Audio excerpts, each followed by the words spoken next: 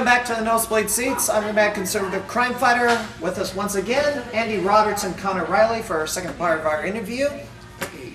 Real quick, what are your MySpace pages? How can promoters contact you? Oh, yeah, that's a good one. That's a good way to find me. www.myspace.com/Nate3CW. I don't know who Nate is, but Sure you do. Who's that? Who's 3CW? Go ahead, Andy. I am www.obviously.myspace.com/yeah_I_wrestle. And that is the URL there. If you go to Nude Read, you've probably seen that in a promo too, and a cardboard box. But that is how you can get a hold of me. If you can get a hold of me on MySpace, it's a public page. I got no problem sending out a phone number and more contact information to a legitimate promoter. Yeah, that's true. That's all right, here's a big one we're going to start off with, and I didn't want to fit it in last time. Bomb dropping. Here we go. Only 5 minutes ago. Let's take a look back to Hammerlock Pro Wrestling and the brouhaha following the short-lived relationship between HPW and MSPW, bring forth the Central Illinois versus Chicago feud. Okay, first of all, sit on this side. No, that's fine. That's fine because I'm going to bring you up in this. Actually, okay. First of all, the Chicago versus Central Illinois thing is that feud is ridiculous to me. Because if we spend more time trying to bash each other, we could be making our products better. Both sides. That's both sides of the spectrum. That's people talking bad about Chicago, people talking bad about Central Illinois. And yes, there's people that talk bad about Chicago. I know there's people going, no, nobody says anything bad about Chicago, but they do. Especially in politics. Yeah. But anyways, so it's fine. As far as the MSPW, HPW thing was, we had a working relationship with them. We had a serious difference of opinion. They wanted to go a different direction than I really, really wanted to go. And it kind of got heated at one point. Some things were said that weren't necessarily said. I did threaten to fist fight their owner and vice versa. You're going to beat up Dane Scott? See, I wasn't going to bring up names, but yes, I did challenge him to a fight. About the third time he called my entire roster yarders, I did in less colorful language, did inform him I would fight him. Well, it didn't help that night there was a massive blizzard. No, and that's, That was the blizzard night. That was the blizzard night, yes. Yeah. Tracy Brooks was on that show too, so kind of sort of called Tracy. CJ. Just throwing that out Lucky CJ. She's not young. I know, but I'm just saying, he called the roster yarders, and Tracy Brooks was on the roster that night. Anyways, me and Danny Scott have talked numerous times. We are 100% cool. There is no hard feelings. We've talked multiple times. We've even, we've hung out a time or two. There's no hard feelings between me and Danny anymore. He's a good guy. I have no beef with him. Just two hard-headed people bumping heads, and I can respect that because I know I'm a hard-headed jerk more often than not. Now, some guys on the HPW roster were better than others. Some were. There were some guys there that maybe shouldn't have been there, and there were some guys there that probably shouldn't have got more than they got. There's no argument there. I know Andy's a little sad that HPW went out of business since he was in the line for a ridiculously huge push. There's something more to that in a second, but keep going. Andy was in line for a ridiculously huge push. It was one of those things where I was trying to do something different, and you know what? People can say, well, I accomplished some stuff, whether people dispute it or not.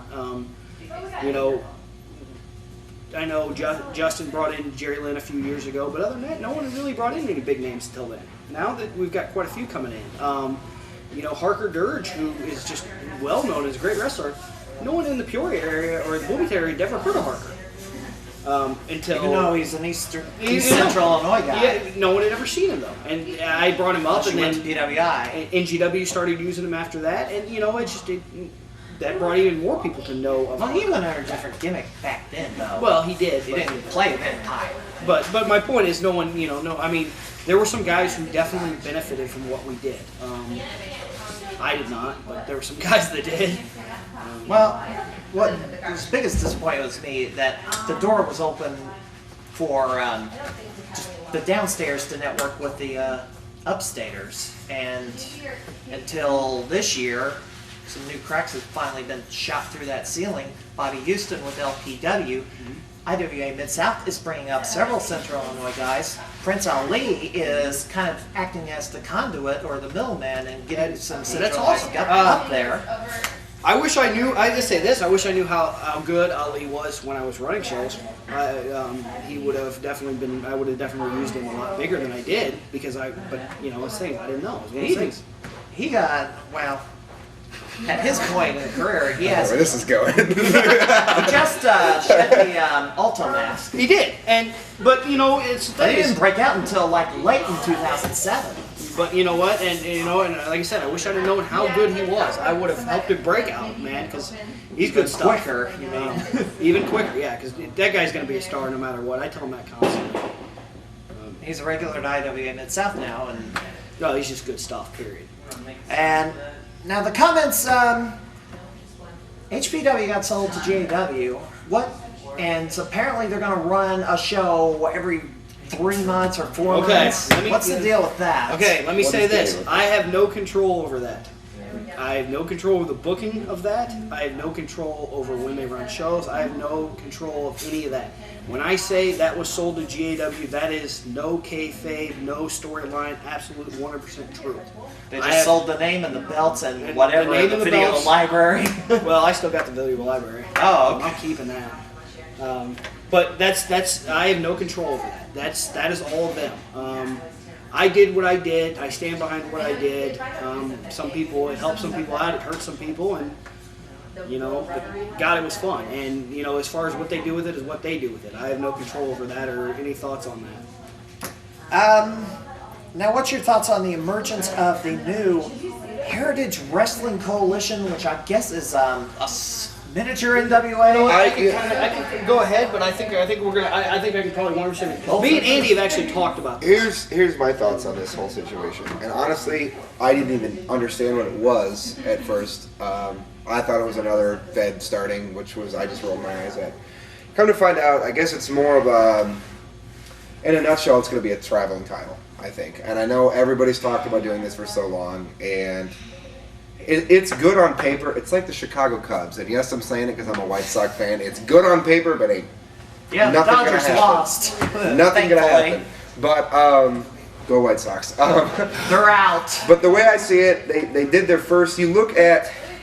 I think they just crowned their first champion. Hassan Hadid. Hassan Hadid. But you look at who was in that scramble match or who it was, and there was really no one from New Midwest, from Next Generation Wrestling. They had as members GAW, SLW, New Breed, and then the new High Velocity Wrestling out of St. Louis. Who exactly? It's just one of those things where if that really were to work, and I'm not trying to bury anybody, any of those companies. I'm just saying, you look at statistics and you look at facts as far as history goes, drawing goes, and credibility goes for what roster's being booked. Next Generation Wrestling and New Midwest Wrestling are the two powerhouses in this area as far as who's getting booked, who's coming from where, as far as, I mean, let's face it. Well, a lot of these Chicago guys have a lot more experience than Central Illinois guys. That's just facts. That's not bashing anyone. That's just facts. And so in order for that belt to work, the way it would have to be is you'd have to basically sit down. If they wanted to make it like an NWA, the NWA had a title and a booking commission where they sat in a room and they deliberated and they decided who was going to do it. And the only way for that to work and be credible is you're going to have to do that through Next Generation Wrestling and New Midwest Wrestling. But if you have nobody representing that, that's okay. I think as far as the heritage thing goes, if you keep it as a Southern Illinois thing, best of luck to you. But I really don't see it working. It's not a Southern Illinois thing, but it's gonna. Well, this is the issue. Egos will clash, and that's where it won't work out. Exactly. I'm worried about angle clash. Yeah. Well, and this is the problem. This is the issue here. When the NWA had the NWA title and it traveled everywhere, they would get every single promoter together and they gather and they talk and they come up with something. Now there's a few hundred NWA and branches. there was that respect angle, and everyone respected. They may not agree with what you said, but the respect angle. Mm-hmm. Wrestling business has no more respect. There is no more respect in this business, and without the respect, you can't expect the title to have respect. You can't expect it to be. And Andy's absolutely right. You have to have every company involved. You can't go, well, it's just going to be these companies. You have to have every single company involved. Otherwise, it's not a traveling title.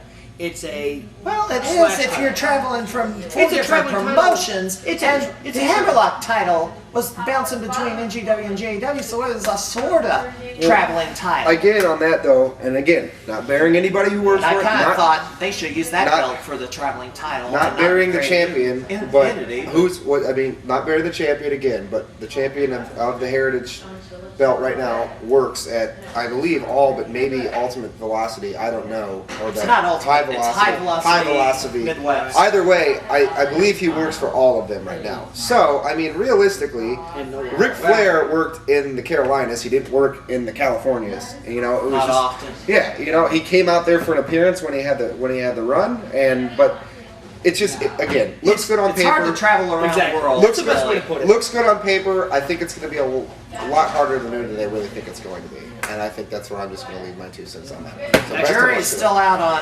HVW. They're the new kid on the block. They've only run one show, but their next card is looking really good. That leads to me to the next question. Who do you think is the top promotion in the area? Ooh. And why? Pass. I'll take it. You're afraid No. to do. No, I'm No, not afraid. You I'll take kind of this one. narrowed it down to New Midwest and I don't think HVW. I don't think there is a top promotion because I think there's a lot that needs to go into it. You cannot just go on draw. You can't just go on That's roster. got to be a factor because It's a No, factor, but you factor, can't go. but You here's can't the, say here's the it's thing with because it. of draw. You may have 150 people. Here's an example. When UVW ran in the Ice House, they had like 150 people for that free show. So some people, that's a huge draw. But you look at the roster, Is it a free show? Yes. one of them was a free show. Yes. No, that was the last one. Either That way, was the either bad way, one. 100-some people, terrible roster. And I will say that know. wholeheartedly because the people that were worth booking, they're still around. But other than that, where are they now? Right. They're sitting on their couch watching us. Well, So who were their champions? I don't even remember. Cabal was the champion. Okay. It's besides the point. Where's Vampire Cabal? Besides the point. Of course, who didn't want But Vampire maybe one night, Next Generation Wrestling draws 60 people. But usually, and this has been the case lately, is we're going head to head with New Midwest, and they still may draw triple digits. But again, you look at New Midwest roster and you look at our roster, we have a lot of talent exchange there. So it's one of those things where I think those are the best two, but I don't think you can really narrow out a best. And I'm not trying to do this to protect bookings anywhere. I'm just saying, like, people will get this idea that I'm schmozzing to keep bookings, but I'm really just flat out saying I don't think you can go off a draw, and I don't think you can go off a complete roster. Wrestling as a whole basically is up to your fan base and who wants to come out that night. If you put together a solid card, best of luck to you, knock on wood. I But might I as really, well ask this question. Ryan Phoenix has brought it up.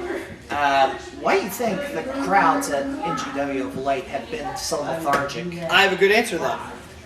There was a while, and it's starting to slow down a lot, where there was a very revolving door here in NGW. One thing I've learned from my couple runs here in NGW is the fans are very dedicated to certain people.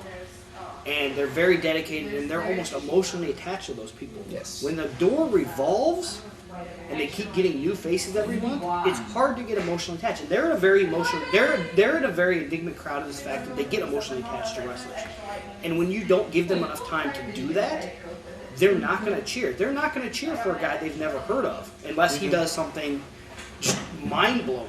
Well, how about the new face wrestles somebody they have an emotional attachment to? Would that... Sometimes, but I mean, look at this. Kyle Rich, who's a phenomenal wrestler. Tony Rican, who's a phenomenal wrestler. I watched their tape of their match the first time they wrestled.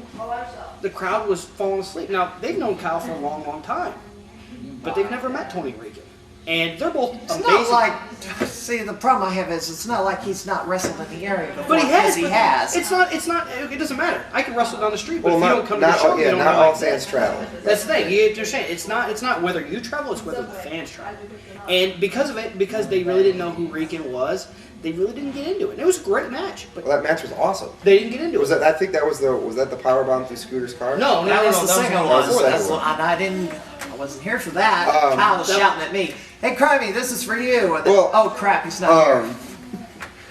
Well, I mean, No as far tape of that exists, by the way. as far as our crowd goes, I think you're right. They have a very strong emotional attachment to certain individuals, Not as that- well as with the new faces. And some people are going to take this as a flat-out excuse.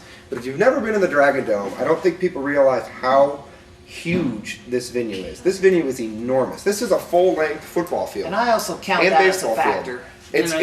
It's ginormous, and even if you scream bloody murder, you get the first initial echo, and then it just dies. So, I mean, if you've been to a live show and you've heard that ring bump, it can be kind of loud sometimes. Here, it just sounds like you're knocking on wood.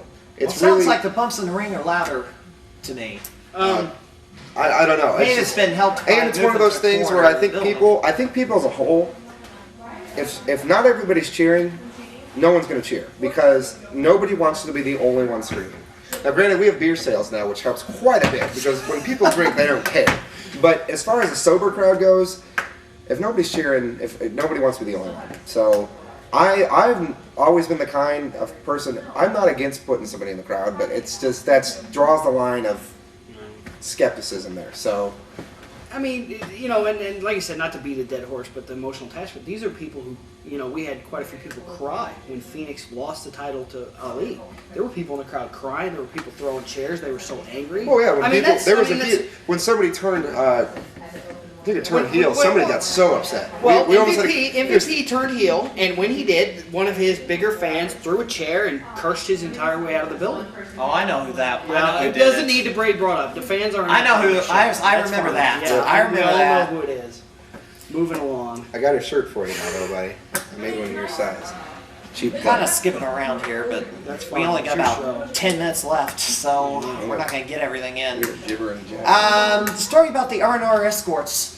Oh, that happened by accident. You know what? Can I please? Go for it. Okay, my tag partner, who was supposed to be my tag partner, got arrested and went to jail. In Moultrie County? In Moultrie County. I needed a replacement tag partner. At the time, me and Andy were bouncing a lot of stuff off. We were getting ready to go to Philadelphia together. Should I even ask who the arrestee was? I won't say who it was because you told me to stop making fun of him. The cheese stands alone. Well, now you just gave it away. That was the point of the joke, crime. Go. Anyways, so me and Andy were talking about it, and Andy were like, you know, what are we going to do? What are we going to do to, you know, kind of pull us apart? At the time, we were supposed to work for OSWA, we were supposed to work for New Breed. So we needed something to kind of pull us apart. Andy came up with the idea of the whole R&R thing, and it was originally supposed to be a total joke. And it was, I mean, it still is, but it was supposed to be a total joke, and we were supposed to, you know, be the you know, mediocre heartbreakers. And is that the new name you're going by? No, I'm not wrestling.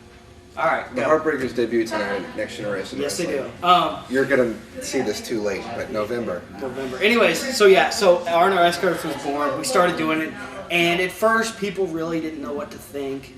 How much money have you made off the gimmick? Like not counting the CD sales and all that. Oh my! How many times have you tipped somebody for a lap dance? No lie. At least 4 or 5. It's been about it's probably been more than I've probably got a large extra value meal worth of tips from McDonald's. No. I have paid for my Subway a couple times via tips from girls handing us $1 bills for lap dances, and I'm not by lap dances. We're not getting all up in there, but I mean, well, there was the one whole more the whole concept was we were at an OSWA show, and I think it was who was it? Steve Boz. Steve Boz. They auctioned off a lap dance from Steve Boz after the show. It's for a charity show. Now this just shows what kind of thoughts sometimes go through Daddy's mind, but it was very amusing to me, and I was like, you know, I could work off of this. I was like, really? Like, why not? It was one of those things where we were brought in because we were there. He was missing a tag partner. That we were place fillers, and it got to the point where I was like, oh, cool, that was funny. You guys should be a heel tag team. Well, I was like, let's do it. And about 2 or 3 months later, it was too over to really be heels with it. But we're having a ball doing it. We haven't. I don't think it's been a couple months. It's been a couple months. We do it when we do it. We'll make it come back around. Don't worry. What's your views on the state of tag team wrestling? Oh God, I miss it. Please come back. The Heartbreakers debut tonight in GW. I miss you, tag wrestling. Tag wrestling is awesome if done right. Both people need a match. If you're going to be a long-term tag team, you need a match with a look, and you need to do tandem moves. Yes. That's the bottom line. End of story. End of question. How many tag team moves we got? Too many. 4 or 5? We've got a good set. So we got a great set of tag moves. You should probably sell all of them, or receipts will come. And the Midwest is like reinstitute, I guess, doing a tag team initiative. Good. I think it's a long shot that you could be invited down there, but That's you were because really he has heat with me. He Oh, doesn't like me. okay. He doesn't like me because AGW all of a sudden has No, a rather for thin tag division, and Don't that's worry why about. we have Don't worry Trixie about. and Bobby don't- Houston as don't- champs. Don't worry about that. The Heartbreakers debut tonight. Halloween. Be here next month. Yeah, November, but then whatever you only that got show one is. tag team. Well, they got the Dixieland Destroyers. We've got the Dixies right now. We've got Bobby Houston and Tripsy. We've got the Heartbreakers debuting tonight. the Dragons. Team the- Dragonfire, I guess is what they're going by now. I guess we've got Red them. Dragon and Black Dragon. I think so. And then it's I wish they'd Stuff- team Zero stuff- Gravity back here. things always happen that you least expect, and sometimes out of nowhere you go from nothing to we've got a tag show. So just Or the Ring Rat Express. the Ring Rat Red Express. Express. That was the About- original name. That was the original R&R. The Rat Pack. It was the Rat Pack or the Ring and Rat Express. Go ahead though. Okay, we'll get into this one. The worst experience in wrestling you've had. God. Man, mine's an easy one. People think just taking beatings from training. My worst experience ever was I caught a lovely case of staph infection in 2006. Oh, I remember that. I was supposed to wrestle Jester at Halloween for the People's Choice title, and about 2 weeks before, I just thought it was a spider bite, and then it started to hurt more. And was in and out of the ER. They kept giving me different shots or painkillers, and they were just basically like, "Hey, you got to wait and see if this works." Finally, started to feel a little bit better. Went down to a New Midwest show. I think who was it? It was who was the Superman guy for a long time? He's wearing all black now. I feel bad because I can't remember his name off the top of my head, but it's gonna. Sage Ramsey? No. Castillo? No. Marvel. The Marvel. Oh, Marvel Oh, Sheen. got Marvel. Okay. Sorry for forgetting the gimmick right off the top We of my head. got it. Remember the match though. It was his last match at the time at the. The warehouse. The He Warehouse. was against Hardcore KC Yeah, Jackson. and they tore the house down. But moral of the story is, went down there, watched the show, and then afterwards, on the way home, started feeling terrible. Got a fever. So I was like, I think I need to go back to the hospital. I was in the ER probably 16 hours prior to this. Went back, the same exact doctor was still on. He hadn't gotten off work yet, so that's a long shift in itself.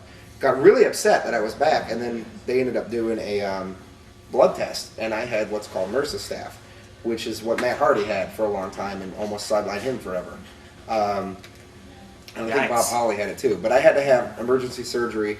4 hours later, had it cut out, and then when I woke up, everything was great again. And so that kept me at about 2 or 3 months. And between that and probably breaking my hand, which was pretty minor, but And I didn't even see how you broke your hand in that match, because I watched the tape and I couldn't see the spot where it happened. yeah, I think it was on the crossbody. K-Fabia. I know that spot. Yeah. But that wasn't even that bad. So I've been, knock on wood, haven't been too bad so far. So Connor? Worst experience of wrestling, Black Sheep Cafe. I thought you weren't going to mention Vacuum that. your floors because I almost died of diseases. ew. I thought you said we were going to stay away from that. Okay, for those who don't know, there's a birthday party going back there, and this They poor give me- girl is eating a cookie and just had the nastiest. She's like, "Are you kidding me?" face there. I just wanted to say that right now. Not you guys. You guys are good. But no, they had disgusting floors, and there was blood, and there was broken glass, and we had Where to the hell were you? Black Sheep at Springfield. It's bad. It was against, bad. should I mention who? It was against Dickie Williams. Williams. I have no problem with Dickie Williams. It's just it was a bad idea. It was one of those great ideas, bad ideas type things. Thank you, Dirt and Stonewall, for helping me get the show on the air. By the way, Now, here's another one. We got about 5 minutes left.